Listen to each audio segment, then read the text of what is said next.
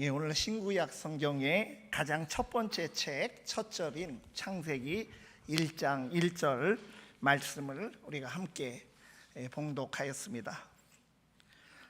창세기가 우리 충청도 사람들은 이 안에도 들어있지만 성경의 이 창세기라고 하는 이 명칭은 세상 창조의 기록이다라고 하는 뜻의 책 이름입니다.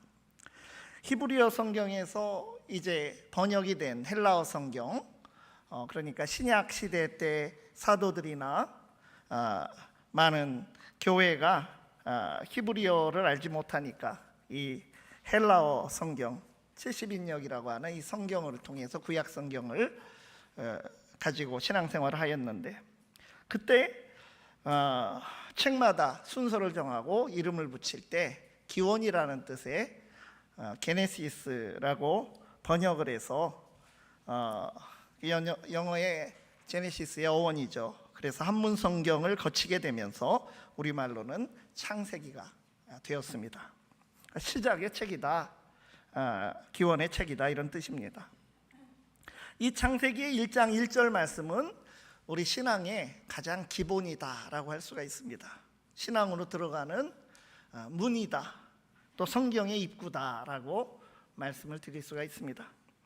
성경은 우리가 믿는 하나님을 창세기 1장 1절에서 이렇게 소개합니다.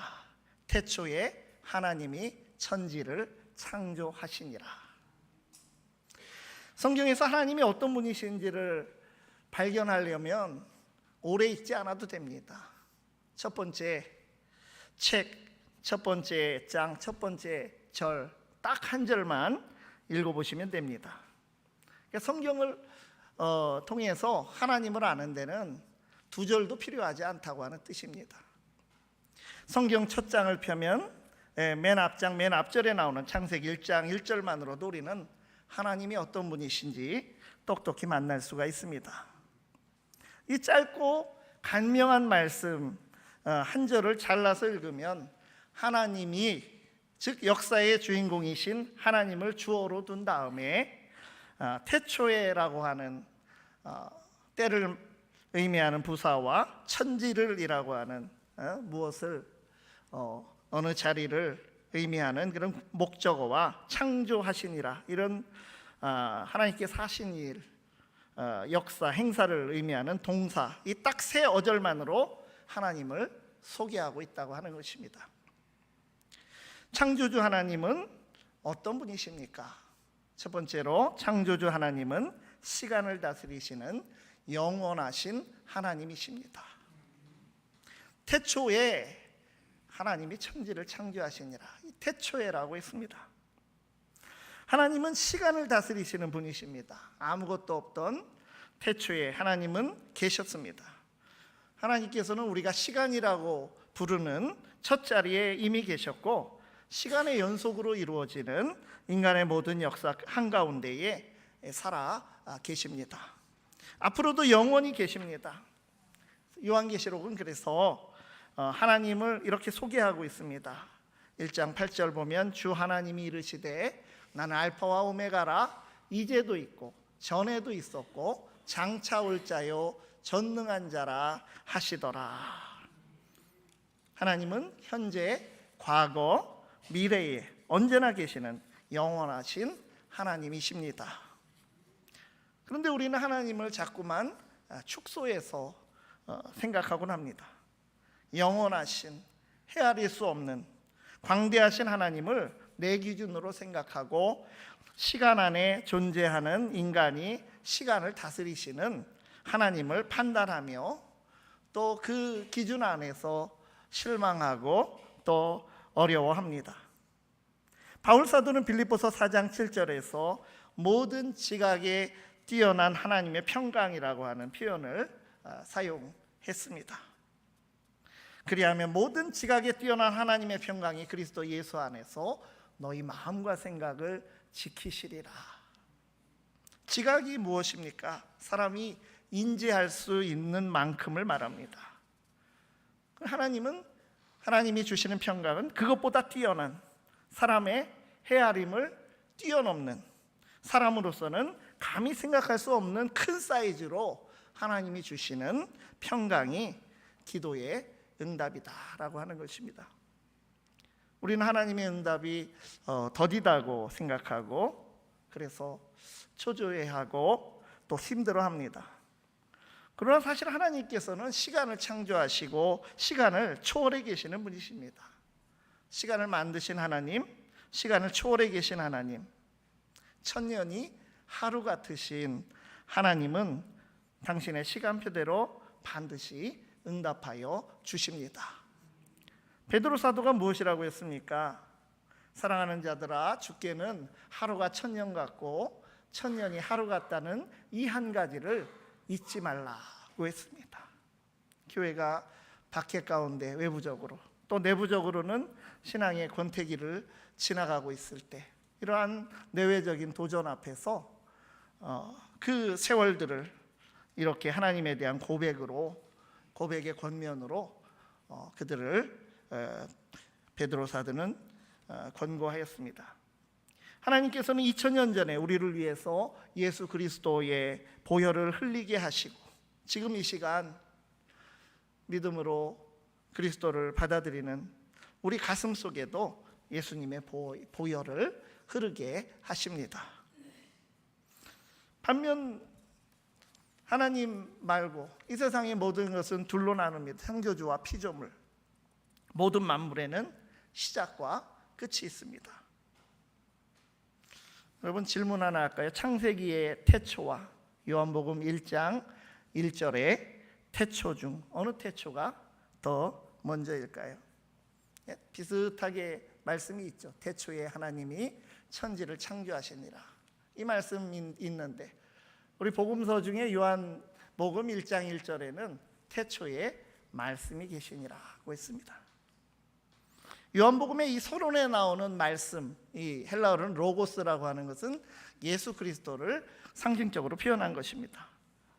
그러니까 요한복음에서 태초에 말씀이 계시니다라고 했을 때 태초는 창조에 예수님께서 창조에 함께 그리스도께서 성자 그리스도께서 창조에 함께 참여하셨는데 그 창조에 함께 참여하신 그리스도께서 존재하셨음을 말씀하시는 거니까 창세기의 성삼위 하나님께서 천지 창조를 하신 그 태초보다 요한복음의 태초가 더 앞서는 것입니다.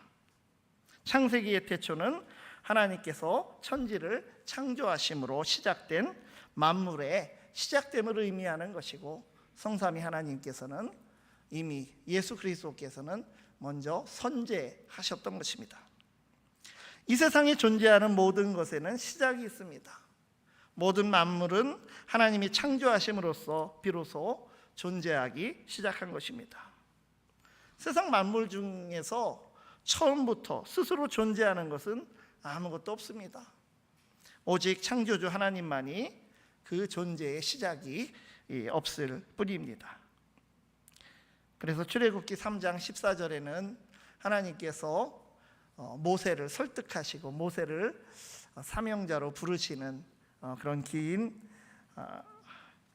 흐름 가운데에서 하나님께서 자기소개를 하신 말씀이 있습니다.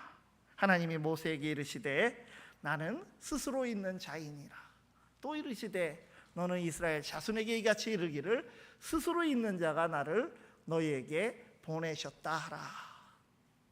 아직 하나님을 잘 알지 못하던 그들, 이제 그 작은 민족을 애굽의 종되었던 그 민족을 택하셔서 하나님의 백성으로 삼으시려고 하시는 가운데 있는데 누가 나를 보냈다고 얘기합니까? 라고 하나님께 물었을 때 하나님께서 나는 스스로 있는 자다라고 말씀을 하여 주신 것입니다.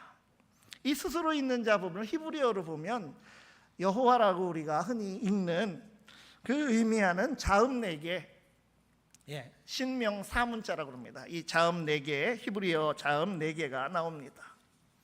하나님의 이름이 너무나 입 밖에 내기가 두렵기 때문에 그 문자가 나오면 침묵하고 혹은 다른 말로 주님이라고는 아도나이라는 말로 읽다 보니까 그 모음이 없는 그 자음 4개만 있는 이 말의 진짜 발음이 무엇인지 하나님의 백성들이 잊고 말았습니다.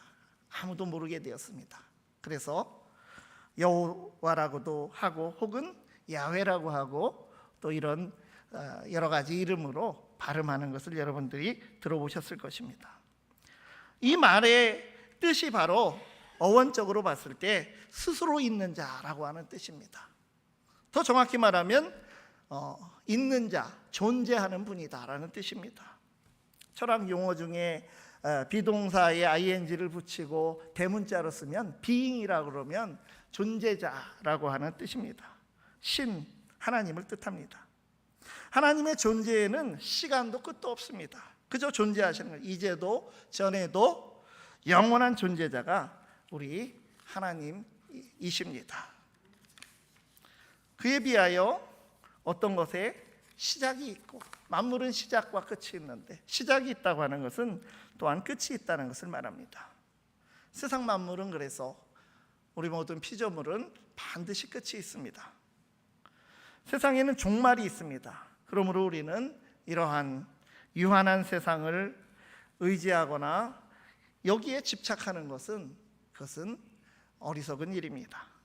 오직 영원하신 하나님만을 믿고 섬기며 그분이 가르쳐 주시는 대로 살아가는 것이 우리 삶의 가장 귀한 길인 것입니다. 우리의 소망을 이 땅이 아니라 영원한 하늘나라에 두어야 합니다. 우리의 유한함과 불안전함, 이것을 깨달아서 이 세상을 사는 동안 우리에게 시작을 허락하신 하나님을 대면할 준비를 우리가 여기서부터 해야 하는 것입니다.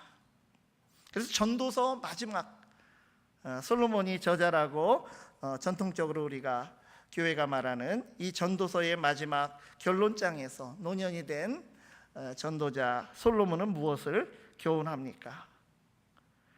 너는 청년의 때에 너의 창조주를 기억하라. 곧 곤고한 날이 이르기 전에 창조주를 기억하라. 그리하라고 했습니다.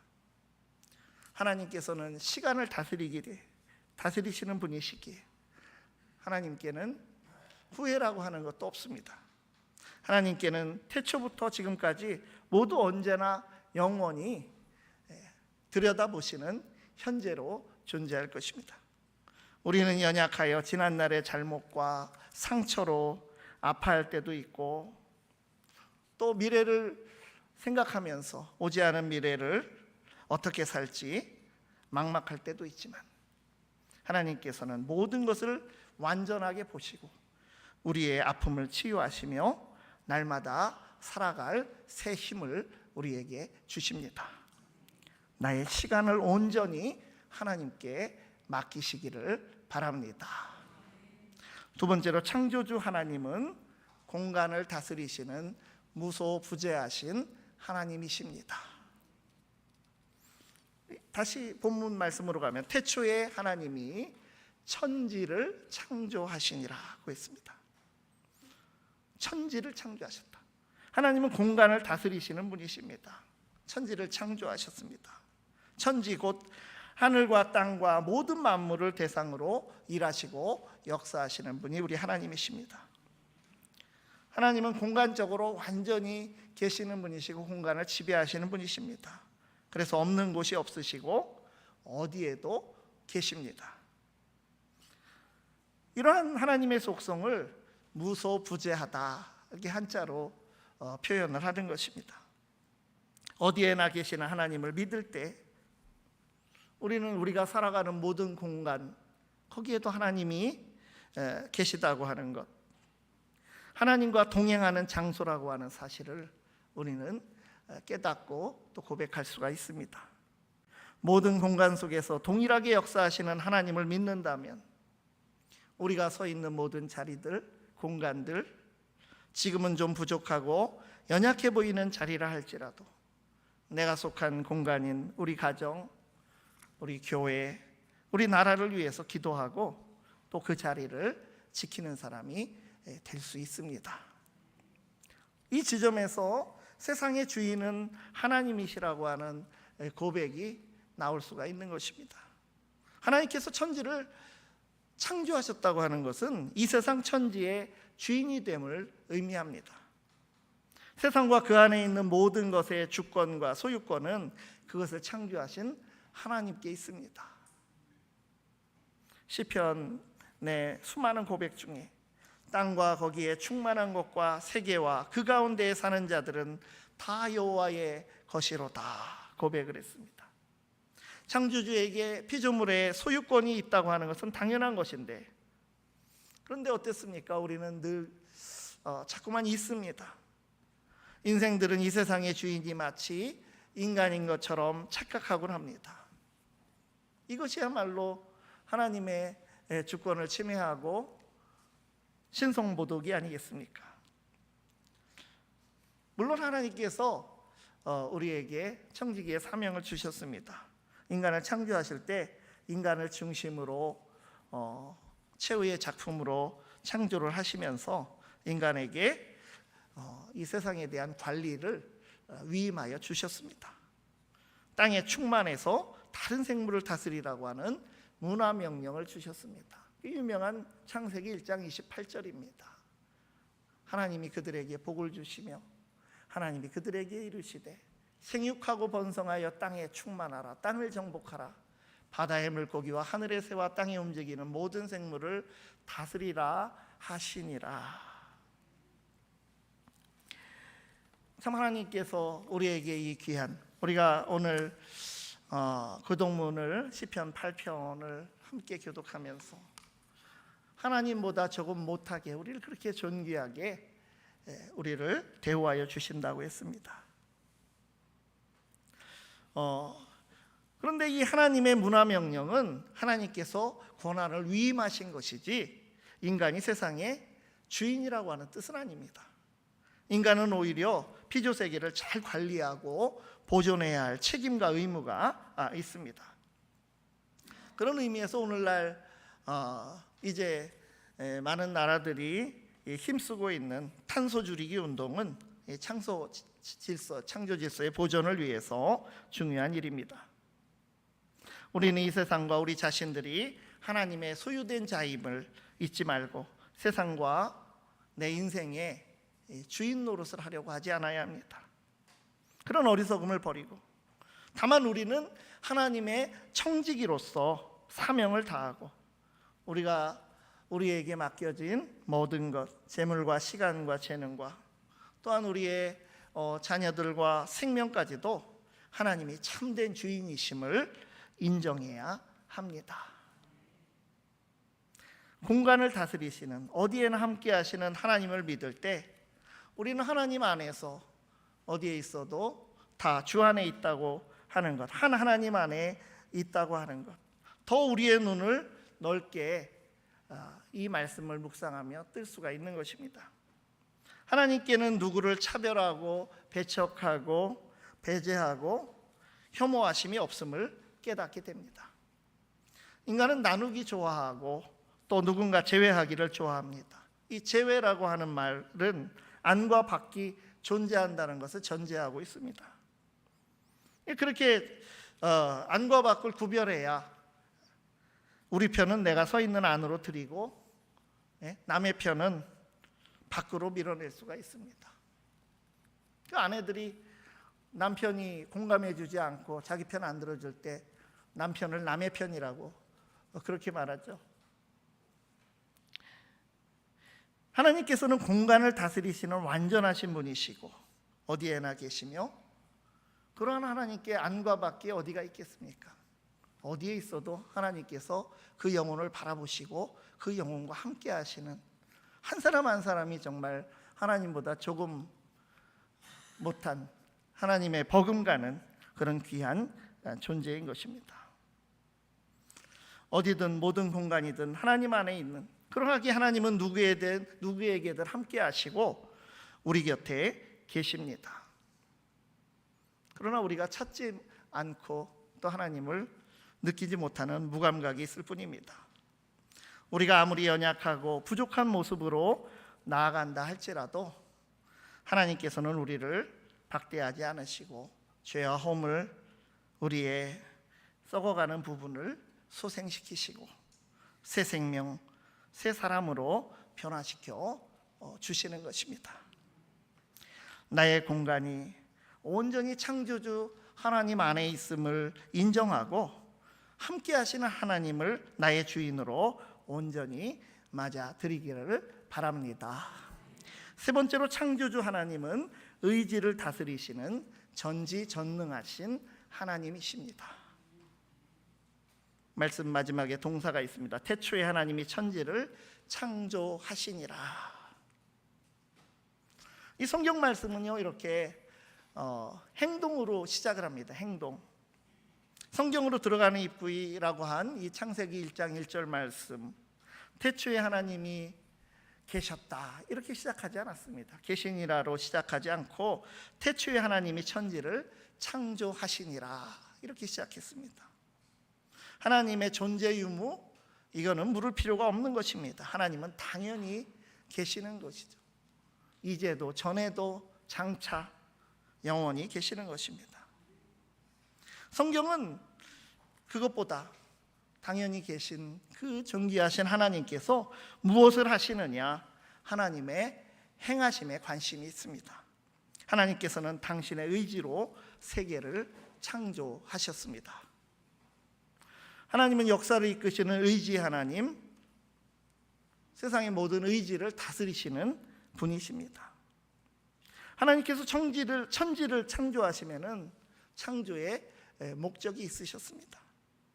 하나님은 우리 인생에 대한 분명한 계획을 갖고 계신 분이시고, 하나님의 형상대로 우리를 창조하셨을 때 하나님의 선한 역사에 우리를 동참시켜 주시고 함께 교제하며 세상에서 살아가기를 응원하셨던 것입니다. 이 세상을 의지대로 역사하시는 하나님께서는 그럴 만한 능력이 있으시고 마지막 때 그 모든 것을 완성하실 것입니다. 그래서 이 전지전능하신 하나님은 창조주로서 선한 의지를 가지고 창조부터 이제 마지막 날까지 완전하게 천지 만물을 이끌어 가십니다. 전지전능하신 하나님이시다. 하나님께서 천지를 창조하셨다는 사실은 하나님께서 우리가 가진 모든 문제를 해결하실 수 있음을 의미하는 것입니다. 무에서 유를 창조하신 하나님께 불가능은 없습니다. 인생의 모든 문제, 죽음까지도 해결해 주시고 영원한 생명의 복을 주시는 하나님이십니다. 하나님만이 인류의 유일한 구원자이십니다. 어떤 문제를 우리가 당면하였든지 전능하신 하나님께 아뢰고 부르짖을 수 있기를 바랍니다. 성경의 첫 시작으로 주신 이 말씀을 우리가 묵상하고 붙들고 시간과 공간과 의지의 주인이신 창조주 하나님을 고백하며 흔들리지 않는 믿음의 길을 걸어가실 수 있기를 바랍니다. 기도하시겠습니다. 우리의 창조주이시며 삶의 인도자이신 하나님, 이 세상에 존재하는 모든 것의 근원이 창조주 하나님이심을 고백하며 피조물로서 하나님 앞에서 겸손히 살아가게 하여 주시옵소서. 우리의 모든 때와 삶의 자리와 행사를 주님께 맡겨 드립니다.